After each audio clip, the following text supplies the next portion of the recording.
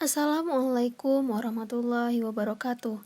Perkenalkan, nama saya Nini Handayani, NIM 1802020260021 dari kelas HPI A5 yang akan memaparkan materi mengenai aliran usul fiqh. Dalam sejarah perkembangan usul fiqh, dikenal 3 aliran yang berbeda. Masing-masing aliran memiliki cara pandang yang berbeda dalam menyusun dan membangun teori yang terdapat dalam usul fiqh. 3 aliran itu adalah yang pertama, aliran mutakallimin, yang kedua, aliran Hanafiyah, yang ketiga, aliran mutaakhirin. Yang pertama, aliran mutakallimin. Aliran mutakallimin bisa juga disebut aliran jumhur ulama dan aliran Syafi'iyah.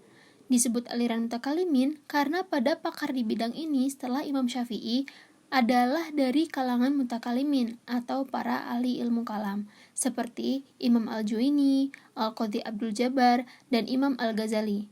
Disebut juga aliran jumhur ulama karena aliran ini dianut oleh mayoritas ulama yang terdiri dari kalangan ulama Malikiyah, Syafi'i, dan Hambaliyah. Disebut juga aliran Syafi'iyah karena orang yang pertama kali mewujudkan cara penulisan usul fiqh seperti ini adalah Imam Syafi'i.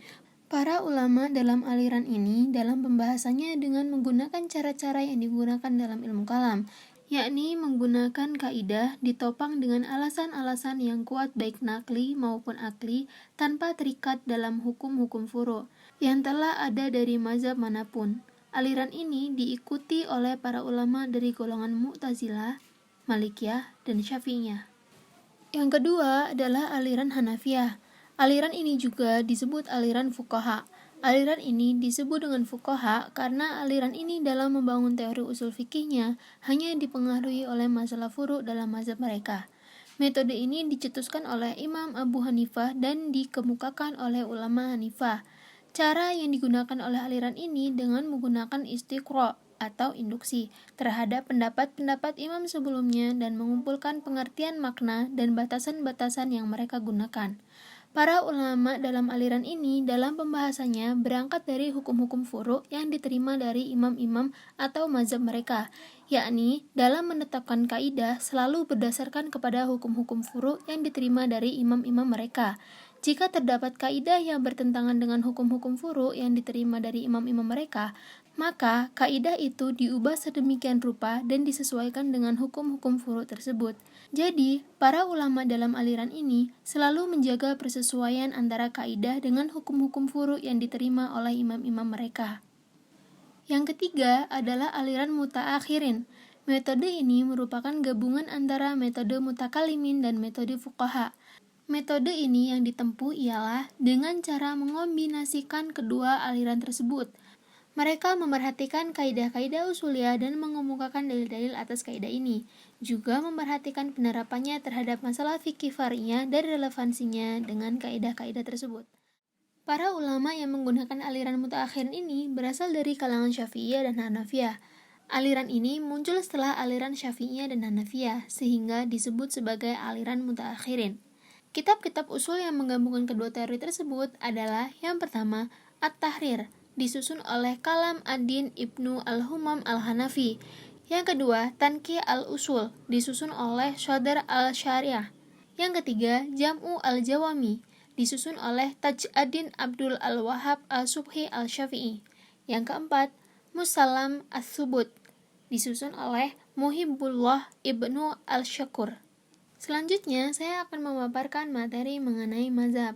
Yang pertama ada mazhab Hanafi, yang kedua Maliki, yang ketiga Syafi'i, yang keempat Hambali, yang kelima ada Syiah, yang keenam ada Az-Zahiri, yang ketujuh ada Khawarij. Yang pertama adalah mazhab Hanafi. Mazhab Hanafi atau Hanafiyah didirikan oleh Nu'man bin Tsabit atau yang dikenal dengan nama Abu Hanifah. Ia wafat 767 Masehi. Pemikiran hukumnya bercorak rasional. Mazhab ini berasal dari Kufah, sebuah kota yang telah mencapai kemajuan yang tinggi di Irak. Sehingga persoalan yang muncul banyak dipecahkan melalui pendapat, analogi, dan qiyas khafi. Karyanya yang terkenal adalah Fiqh al-Akbar. Mazhab Hanafi merupakan mazhab fikih dengan jumlah pengikut terbesar di dunia dengan jumlah pengikut sebanyak 675 juta jiwa. Negara-negara dengan pengikut terbanyak mazhab ini adalah Pakistan, India, Bangladesh, Turki, Afghanistan, dan Uzbekistan. Pada masa Turki Utsmani, mazhab ini merupakan mazhab resmi kerajaan. Murid atau pengikutnya yang terkenal adalah Abu Yusuf atau guru Imam Ahmad, Asy-Syaibani, yaitu guru Imam Syafi'i, Abu Mansur al-Maturidi, Jalaluddin ar-Rumi, dan Bahauddin Naqsyaband. Yang kedua adalah mazhab Maliki. Mazhab Maliki atau Malikiyah adalah mazhab yang didirikan oleh Malik bin Anas atau yang dikenal dengan nama Imam Malik. Imam Malik wafat pada 797 Masehi. Sepanjang hidupnya, Malik tidak pernah meninggalkan Madinah, kecuali untuk keperluan ibadah haji. Pemikiran hukumnya banyak dipengaruhi sunnah yang cenderung tekstual. Imam Malik juga termasuk periwayat hadis. Karyanya yang terkenal adalah Al-Muwatta, yaitu hadis yang bercorak fikih. Imam Malik juga dikenal sebagai seorang mufti dalam kasus-kasus yang dihadapi. Salah satu fatwanya bahwa baiat yang dipaksakan hukumnya tidak sah. Selain itu, pemikirannya juga banyak menggunakan tradisi bangsa Madinah. Mazhab Maliki merupakan mazhab fikih yang pengikut yang konsentrasinya pada wilayah Afrika Utara dan Afrika Barat, dengan jumlah pengikut sebanyak 270 juta jiwa. Negara-negara dengan pengikut terbanyak mazhab ini adalah Maroko, Aljazair, Mesir, Sudan, Nigeria, dan Tunisia. Murid atau pengikutnya yang terkenal adalah Imam Syafi'i, Yahya al-Laitsi, Ibnu Rusdi, Al-Qurtubi, Ibnu Battutah, dan Ibnu Khaldun.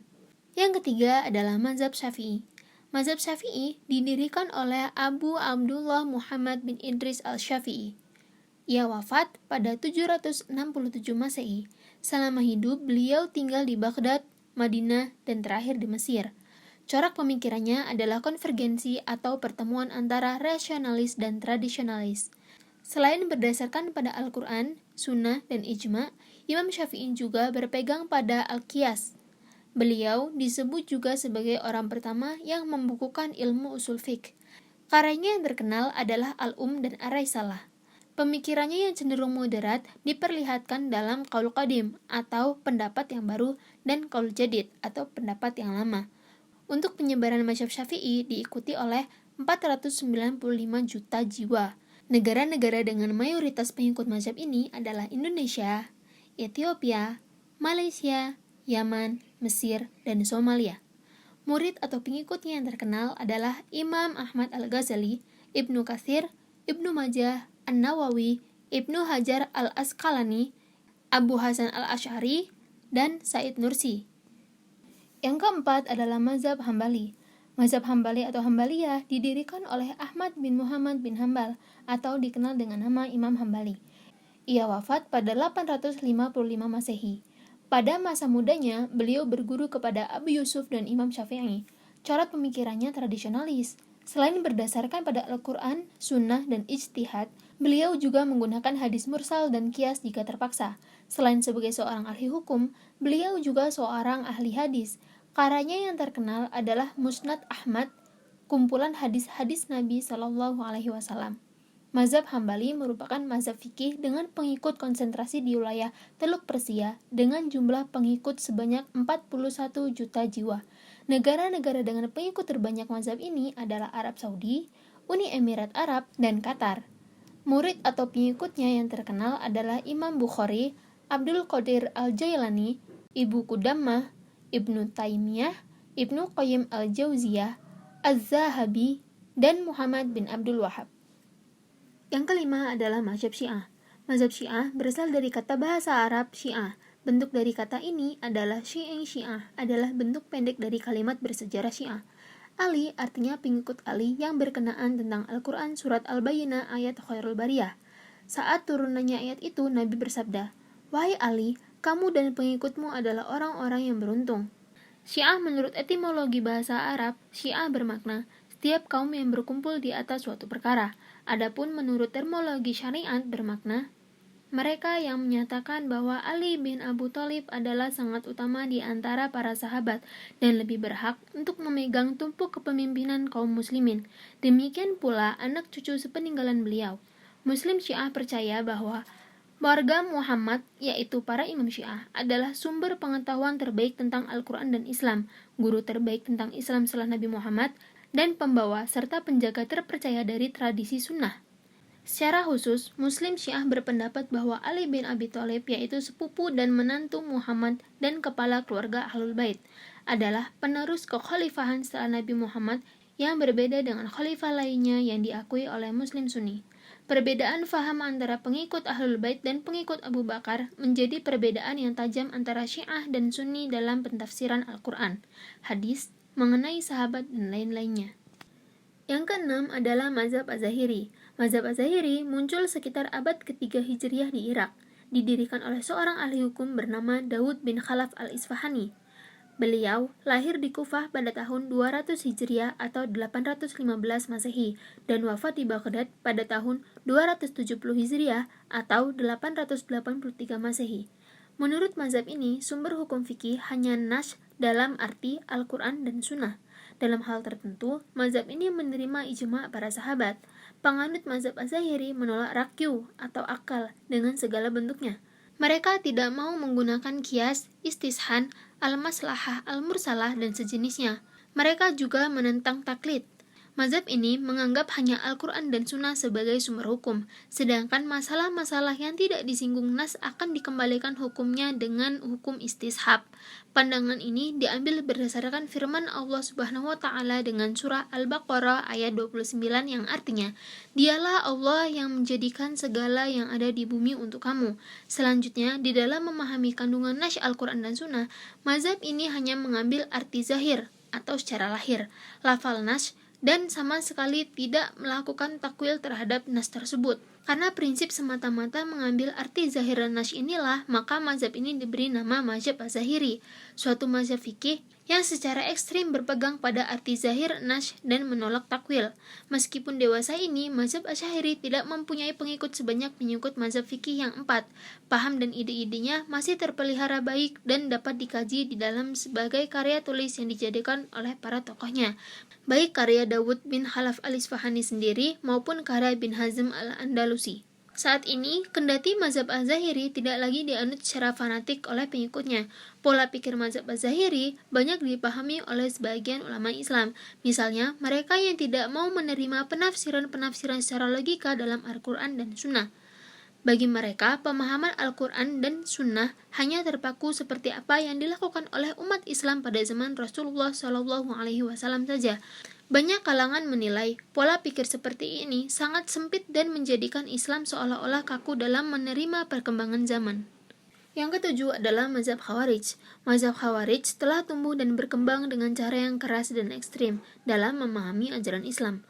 Kehidupan dan lingkungan yang tidak begitu kondusif menjadikan mereka memahami ajaran Islam apa adanya tanpa ada usaha untuk memahami lebih lanjut tentang makna apa saja yang terkandung dalam wahyu Allah.